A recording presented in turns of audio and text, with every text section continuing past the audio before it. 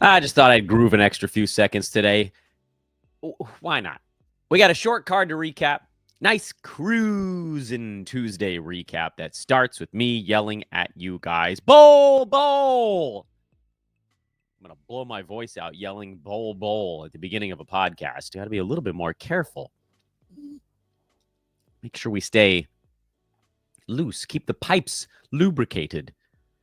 Plus, I'm going to try to do a second podcast today at some point. And tomorrow, I have a back-to-back play-by-play gig. So we got to be a little more mellow here at the beginning of the show. Bol Bol! Bol? Bol. Bol Bol. I'm Dan Bespris, by the way. I'm Bol Bespris this morning. You cannot find me at Bol Bespris on social media. You can find me still at Dan Bespris, DanBesbris. That's on Twitter. Old Man Squad is the handle over at Blue Sky. Old Man Squad Fantasy at Instagram if you feel so inclined. And please make sure as you're settling in, hit that like button, subscribe to Old Man Squad Fantasy Basketball. So obviously, the story of the day is Bol Bol. So let's talk about it a little bit. It was the last game on the card. Don't worry, we'll go back and we'll go through the other stuff. But there, folks, if you're watching with us live on, or not live, but if you're watching with us on YouTube, you can see his stat line on the screen. For those that are listening after the fact, Bol Bol last night played 30 minutes, 25 seconds. He had 18 points, 14 rebounds, 2 assists, 2 steals, 4 blocks, 3 3-pointers. And again, I cannot stress enough this 30 and a half minutes thing with Bol. That's the number that really jumped out at me last night. But we need to look at this from both sides. Bol Bol has been at many times in his career exposed for having severe reality game issues. His fantasy game has never been in question. Remember the beginning of the 22-23 season when he was just racking up a ton of playing time in Orlando, and it was because they were hurt, and we started to go, what on earth is happening here? And like, it wasn't even the first few games of the season. It was like 4 games into the year. The Magic had like no front court. And then Bol Bol went on a run where he played basically like 27, 28 minutes more for stretches for about a month and a half. And then he played like 24 minutes for about another 3 or 4 weeks. And then he vanished off the face of the earth because he's just not built to last an entire season. But if you look at the games mixed in there where he got bigger minutes, the lines were pretty damn impressive, particularly when you look at the blocks, because he's 7'3". He's not ultra young anymore. He's not an old man by any stretch. I think he's 25, but he's not like a new dude to the NBA. So if you look at those games, 11-7 with a block, 16-11 with 3 blocks, 13-12 with 4 blocks. There's a lot of 2s, 3s, and 4s in the blocks column. He will shoot the 3 ball a little bit, although I wouldn't necessarily say that we should count on it all the time. And he has hit 6 in the last 2 ball games. And he's an okay foul shooter, 74% for his career.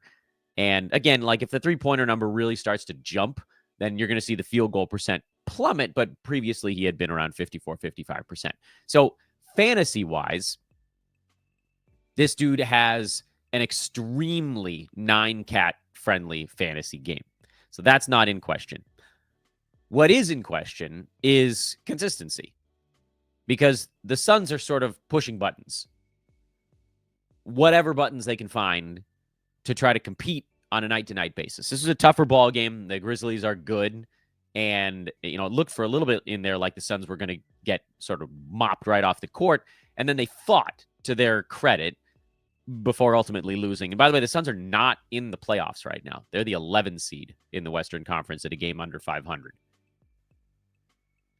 And that's what gives me a little bit of worry about it, is like, okay, Bol Bol's had a couple of good ball games in a row, 2.5, if you want to call it that. He had a bunch of blocks in the first of this run, but the last 2 games he's played 33 minutes. Those other ones were with Kevin Durant out. KD was back for this one, and he still played 30. That was also kind of notable. He has 11 blocks over his last 3 games. He has 24 rebounds. He has 8 3-pointers. He has about 50 points. It's a crazy run, actually, right now. I don't expect that to continue. But at the same time, it wasn't like he was a traditional injury fill-in here, which is what it kind of seemed like he was when Kevin Durant was out. Oh, okay, KD went down, and Bol Bol, long, lean, like very poor man's version of Kevin Durant, like 3 inches taller but not that good at basketball, stepped in to try to be Kevin Durant while he was gone. Well, KD came back, and then they decided to go the string bean team and ran a ton of KD and a ton of Bol Bol. Grayson Allen only played 20 minutes. Nick Richards played 16. Royce O'Neal actually started the second half over Nick Richards and pushed Bol up to center in that lineup, where those two guys were on the floor together for a bit in the first half. And Bol, I guess, was the power forward there, and I guess Kevin Durant was the small forward. That's a really tall team, by the way. So, sure, if Nick Richards has a better ball game the next time out, could he knock Bol back down to 15, 16 minutes? Yeah. But the nice thing about Bol, from a fantasy standpoint, is he doesn't need 30 minutes to put up numbers. We've seen that over these last few ball games. He only needs in the low to mid 20s to get you enough, usually one would assume rebounds and blocks, but some various other stuff as well, to get to fantasy value. How long can he keep this up remains to be seen. This might have been it. This might have been the best game, and there might not be another one in the tank. But I just don't see how you can skip it, because guys don't come along very often that have, Bol Bol playing full starters minutes. You guys saw it here. This is like an early round guy when he's playing starters minutes. Most dudes in the NBA, even if they get starters minutes, they're not early rounders, mid, late, 100, whatever. Bol Bol is a top 40 guy when he plays starters minutes. And even if it only lasts for a week, even if it only lasts for a day, you kind of need to be a part of it, whatever format you're in. If I had to guess, I don't think that Bol Bol maintains starters minutes the rest of the way. There are too many teams in the NBA that can just cook him. I would have thought, by the way, that Memphis would have been one of those teams, but the Grizzlies decided to not go super huge either, because Bol Bol is going to get shoved around by anybody who has even the tiniest bit of bulk. And they played a Grizzlies team that kind of went away from bulk. Zach Edey would have been the option there if you wanted to go bulk attack, and Edey got 19 and a half minutes. And by the way, JJJ had a bad ball game against the length of Kevin Durant and Bol Bol. So make of that what you will. He probably bought himself another try at the very least, because the Suns competed in this game, I think, better than they have been. And I think that, my guess would be that the coaches saw that too. BetOnline, folks, is the world's most trusted betting platform and your number one source for online betting in 2025. Whether you're a seasoned fan or a first-timer, BetOnline is your ultimate game day companion, taking you from every three-pointer to every hat trick and back again. BetOnline covers you while your play covers, with odds, stats, and more on every game, every play, and every win. Right now, they're rolling with props and odds on everything, including NBA, college basketball, NHL, UFC, baseball's right around the corner. Not yet, but we're getting there. And thusly, BetOnline continues to be your number one sports betting source. BetOnline, the game starts here. What else happened on yesterday's card? Well, we might as well just finish up the late ball game since we already started it. On the Sun side, Tyus Jones still at 11-9, which is good. When Bradley Beal comes back, he probably goes back to not being that great, which is kind of what we saw last time. But you can injury play Tyus Jones right now, and frankly, I love his fantasy game. Tyus Jones, you guys know I've been a big fan of his on the fantasy side. Reality, too, a little bit for like the last 4 or 5 years. Stream him when you can, which you can right now. On the Memphis side, I'm on the fence on Santi Aldama. I do think he belongs on rosters, but with the minutes still kind of not guaranteed, the Grizzlies keep moving minutes around, which is very annoying. Even though they thinned the herd, it still apparently hasn't been enough. So you're going to go Bane, you're going to go Morant, you're going to go JJJ. I think if you can't get Bol Bol, you can't get one of these good injury plays, whatever, you can probably go Aldama. But I think I'm falling into the camp on Santi of go ahead and just find something fun and don't worry about holding longer than you have to. The concept of the hold actually probably deserves a minute or two of our time. Early in the season, I'm trying to think of how I want to express this. Early in the season, I am more inclined to give guys time. Maybe not the first week, you want to make sure you're on the pickups that we all missed during draft season. There's usually like one, maybe two that are these rest of season guys that just, oh, hello, kind of thing on the first week of the year. But in general, at the beginning of the season, I'm more inclined to wait, to be patient with players who, if they're in a shooting slump or whatever, because if they slump for 3 weeks, you still got 20 weeks of your fantasy season left. You don't want to punt on a guy just because they started the year on a cold snap if they're going to bust out of it. At this time of year, if you have a 3-week cold snap, that might be your fantasy playoffs. Your season might just be over. So Aldama, who's not on a cold snap, so that's not really necessarily the right comparison, but with the minutes that kind of bounce around for everybody on the Grizzlies, there's just no reason for fringy players to sit on your roster right now. Because what are we waiting for? A huge last 3 weeks of the year? This is the time, I think, to be even more willing to roster churn. Anyway, back to the top of the board. Toronto at Philadelphia. The Raptors got another win. They've actually been playing okay lately. Raptors are 5-5 in their last 10. They still can't pile up more than a handful of road victories, although they got one here. 76ers, how they haven't passed the god-awful Bulls yet is really anybody's guess, but man, there's a battle for mediocrity going on out east. All right, fantasy-wise, Emmanuel Quickley's coming on. I put him out as a buy low last week. Probably can't anymore. Grady Dick had 17 points, 3 steals, and a block. The steals and the block were nice, not sustainable. His minutes right now are because RJ Barrett is out. And if you want to call him kind of a low-end injury stream, I'm fine with that. But I think we can do better. I'm not into Jonathan Mobo. I just don't think he's good enough NBA-wise.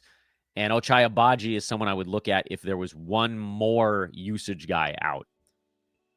Like if Grady Dick was out or Quickly had to miss a game or Scotty Barnes had to miss a game, then you might be able to look at Agbaji. By the way, Emmanuel Quickly, you can see it on your screen here on Basketball Monster. He is questionable for the game tonight, which is the full 15-gamer, for a potential rest day.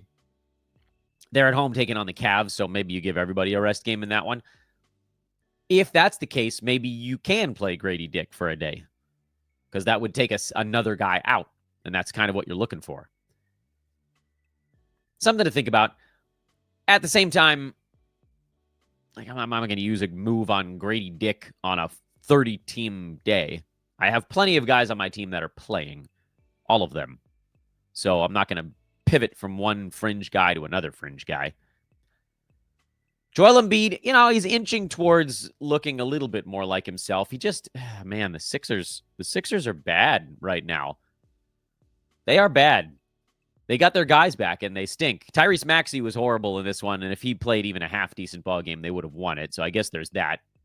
Kelly Oubre is still rolling up more minutes than he knows what to do with, and frankly, even with the lower usage rate, which is going to be the case with Paul George, Tyrese Maxey, and Joel Embiid all healthy, Oubre is simply playing so many minutes that he can be on fantasy teams because he'll get rebounds, he'll get steals, even if he's not making that many shots. There's enough other stuff. So hold on to Oubre and go ahead and add Quentin Grimes. We were kind of wondering, and we talked about him earlier this week as a probable hold or a probable add. I think we're far enough along to say that he should be. Grimes doesn't have the world's best fantasy game if you're talking about just sort of like does his fantasy game translate, but it's decent. Now, over the last, let's call it week for Grimes, pretty much since he's settled in with Philadelphia, he's averaging 31 and a half minutes a ball game, and he's sitting right outside the top 100. Which, again, there are a few things in there where you're like, could those stick? Could they get better? Could they get worse? He's probably pretty close to what he is over that stretch. 44% shooting, 1.7 threes. He's at 12, 5, and 4 with a little less than a steal and a little less than a block, which again, like that's not bad. That's around top 100. And I think he can maintain that, which again, not super exciting. And so maybe he falls into the Santi Aldama bucket we just talked about of could we find somebody more exciting? Yeah, probably. But I do think, just like with Aldama, there's a place for this type of player. Grimes is a little different. When Santi gets minutes, he goes nuts. But the minutes bounce around a lot. For Grimes, it looks like he's going to get minutes. And he's more of that sort of, slowly accumulating stuff. And the nice thing is, he put up 13, 7, and 4 with a couple of steals in a game when all of the big time names were in for Philadelphia.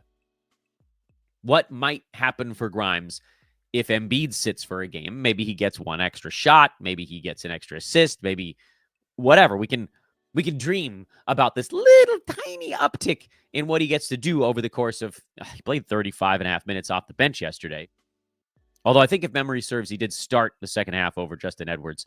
Either way, it looks like Grimes is going to get enough playing time to be worth a spot on fantasy rosters. So I would go ahead and make him an ad. The Knicks are a super uninteresting fantasy team because you always know exactly what you're going to do. You start the starters. It really does. At this point, doesn't matter who they are. I know Jalen Brunson had a foul trouble game here, but Precious Achiuwa, he's filling in for OG Anunoby, who, by the way, might be back before the All-Star break. Although, what the hell's the point of rushing him? Just give another week, and then it'll go back to being Anunoby. And every once in a while, you get a game where someone like a Miles McBride, Deuce gets warm, or Campaign has 8 assists here. But just ignore all that nonsense. Shuffle along. Wow, what a season Josh Hart is having. How crazy is that? Josh Hart's number 14 in 9-cat this year. He's averaging 38 minutes a ball game, and he's still shooting 56% from the field. World beater. Crazy. On the Pacers side, the only real news, well, there's a couple pieces, I guess. I was about to shortchange the Pacers news department. The biggest thing, of course, is Thomas Bryant continues to fill in for Miles Turner. From a fantasy standpoint, he's been fine. From a reality standpoint, the Pacers are going to lose games because Thomas Bryant is not a rim protector. I know he got a block in this one, but it's almost like he closes his eyes back there. And so the Pacers are not going to stop anyone without Miles Turner. Even with Miles Turner, they don't stop people regularly, but at least it happens sometimes. With Thomas Bryant, they're not stopping anybody. They have the option to go smaller, which they tried to do against the Lakers a few games back, and that didn't really work all that well either. Pascal Siakam logged some center minutes there. Obi Toppin logged a few. They signed Jahlil Okafor because Alex Len told him to buzz off, and he went to the Lakers instead. But Alex Len would have been the guy to pick up the backup minutes here. For Bryant, the thing about Thomas Bryant is that he has a very safe fantasy floor when he's getting minutes. What do I mean by that? Well, he's a big man who can hit free throws, which gives you the safe floor. He's a 77%er in his career. He's been better than that the last couple of seasons. But again, if you're a big man and you're like a career 59%er from the field and a career roughly 80%er at the foul line, all you have to do is score and rebound, and that's enough. Because a lot of centers are not good at the free throw line, and so they have to kind of cover themselves with a block or 1.2 blocks or something like that. You're not going to get a block out of Thomas Bryant unless he's playing like maxed out center minutes a la, 2020 Washington Wizards 10 games before being injured Thomas Bryant.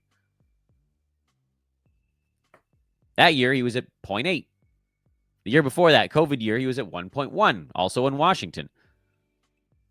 But that's just not really who he is. And again, there's no guarantee that he's going to get 26, 27, 28 minutes a game. He happened to get it in yesterday's because he was playing well. But against the Lakers, they ran him off the court. He got 23 minutes. Against the Clippers, they needed him to deal with Ivica Zubac. And so he got 28 minutes there. What would I do? Well, again, it's a maxed out card today, so I don't think you need to use a move on Thomas Bryant. And I think Miles Turner's probably back on the other side of the All-Star break, so most likely you can leave this thing alone. But let's say that somehow you have 6 guys hurt or guys you really don't want to play today, and you need one more, go ahead. Go Thomas Bryant. he's a perfectly fine stream.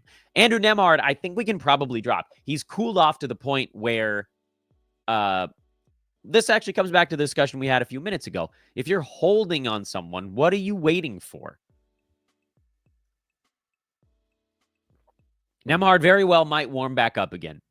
It's incredibly conceivable. Like, he's not going to be this bad, but he also wasn't going to be as good as he was in January. The steals have been good, but he needs assists and scoring because he's not going to hit many threes. Well, those have gone away lately. You could hold him if you wanted to, but just know, like, this cold snap could last a while, or you could come flying right out of it. I just think we can have more fun somewhere else. Let's keep it fun. Squatting on guys that are fringy even when things are going well is a sort of a goofy thing to do in February. You can do that in, again, like we talked about, October, November, when you think maybe there's some room for more. Someone like a Naz Reid is a good example of someone from early in the year that we held on to, knowing that he was going to pop loose at some point. Somebody on that damn Wolves team was eventually going to miss a freaking ball game, and lately Naz Reid has been, a third rounder with guys getting hurt. Oh, this game was ugly.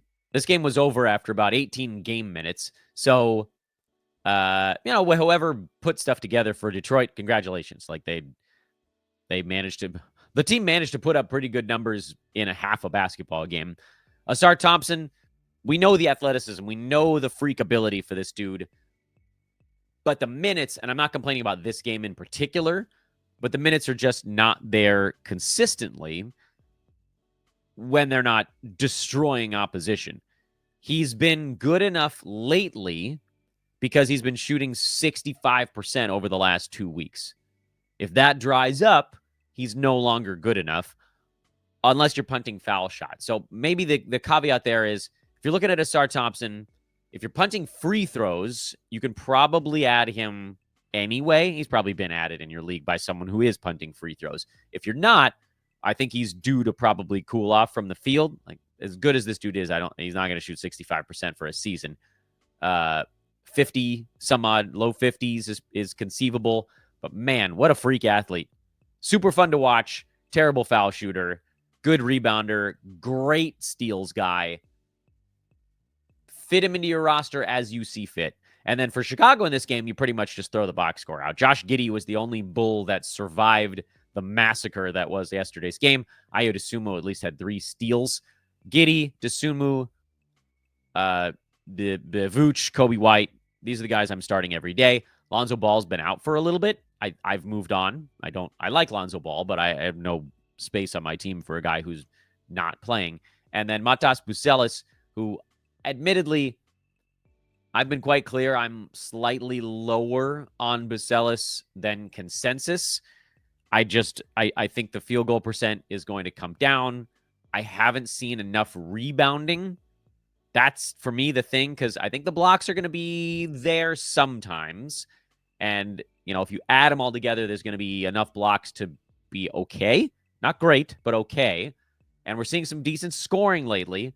But also, he's on a furious field goal percent run. Last 2 weeks, he's at 63% from the field. That's coming down, too.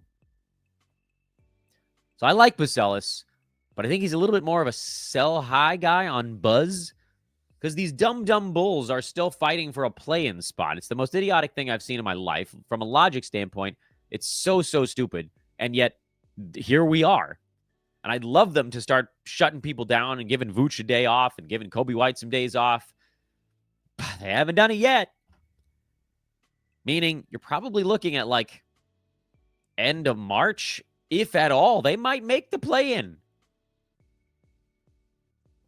If that's the case, you're talking about like a rest day going into the play-in game, last week of the regular season. The Bulls are, whatever. I don't need to go down that path.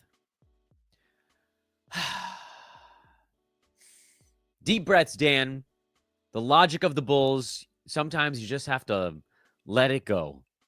If you love something, you must set it free. And right now, apparently, that's the Chicago Bulls.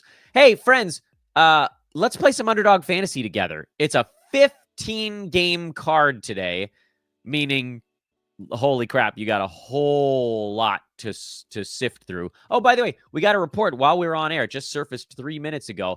Jabari Smith Jr. is trying to make his return on the other side of the All-Star break. So,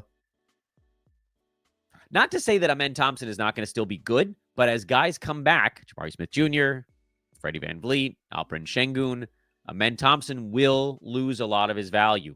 Be ready for the Rockets to come back towards health at some point. I don't know if you can still trade Amen for a top 40, 50 guy, but this would be the time to maybe try to pull it off before any of those guys actually come back and play again. First of all, back to Underdog. If you're going to play with us, you got to use our promo code. It's OLDMAN, OLDMAN, or just click the link in the show description. That's a super easy way, and then you don't have to worry about entering a promo code because the system will do it for you. And if you sign up with our code, OLDMAN, you can get up to $1,000 in bonus cash on your first deposit. It's a 50% deposit match bonus. You can also get a free play that I can't show you on your screen because I used it already. I am down $10.26, mostly because I didn't really know what I was doing right at the beginning, and lately I've been doing a lot better. So, are we going to go through this thing today together? That seems a little bit silly. Maybe I'll go Lakers, Utah. The lower on Luka Doncic last time around was an easy one. I think this game is going to be, well, actually, I don't know, because the Jazz might rest. I have an inkling that the Jazz are going to rest their varsity guys and play them against the Clippers tomorrow, but I also don't know that that's going to be the case. And until we know, I wouldn't recommend making a play on that game, because if this is the Lakers going against, Kyle Filipowski and company, that game might be over in 2.5 quarters again. Portland, Denver is intriguing because we know DeAndre Ayton is out. So let's see if we can find a Donovan Clingan prop. There's one. All right, here's your Donovan Clingan board. 9.5, 8.5 rebounds. I guess the question for me on Clingan is, will he foul out against Nikola Jokic too fast? We'll go higher on Clingan on rebounds. I have no idea if he's going to score at all. He hasn't shown a propensity to. So we'll go higher on rebounds. And let's see what other games we got on the board. Golden State at Dallas. Dallas is down the entire front court. Well, PJ Washington might be back. Ooh, that's the way I'd want to go. If PJ's back, I'll go higher on PJ. Points, boards, assists. He's just going to be out there asked to play about 75 minutes. So we'll go higher on PJ Washington. Do I want to go with a third thing today? Memphis back-to-back Clippers. Phoenix back-to-back in Houston. Do they have a Bol Bol? Can we play Bol? We got anything? No Bol Bol. That's all right. That would have been funny, though. Phoenix on the back-to-back. This worries me a lot. Devin Booker's been kind of bad. Sacramento, New Orleans.